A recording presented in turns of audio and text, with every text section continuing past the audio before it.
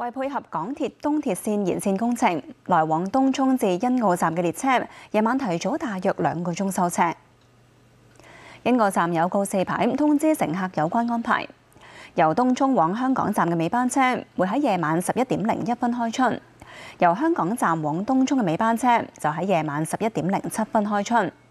其後往東涌方向列車都會以欣澳為尾站。港鐵安排接駁巴士來往東涌同欣澳站。提醒東涌站嘅乘客要喺凌晨0時18分之前上巴士，先至可以趕到欣澳往香港站嘅尾班車。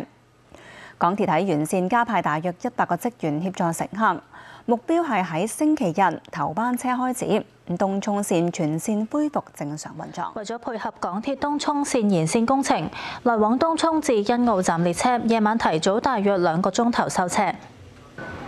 東涌往香港站嘅尾班車夜晚11點01分已經開出，有人趕喺最後一刻衝入閘。香港站往東涌嘅尾班車就喺夜晚11點07分開出，其後往東涌方向嘅列車都會以欣澳為尾站。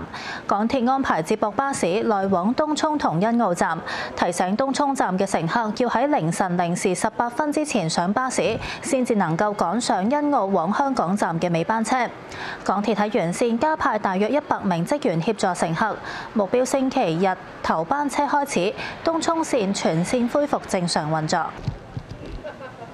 我完全唔知啊，係啊，因為今朝都係搭地鐵嚟咁，係唔方便啊！我未試過咁早冇車噶嘛，都冇問題嘅，而家仲有時間嘅。都 OK 嘅，因為一早知啊，所以有預嘅時間，因為冇咁快收工。事實上係冇咁快收工，冇問題嘅。嗰個宣傳啊，即係通知乘客嗰方面做得足唔足咧？咁樣足，新聞睇到啊嘛，新聞有講咗幾日啦。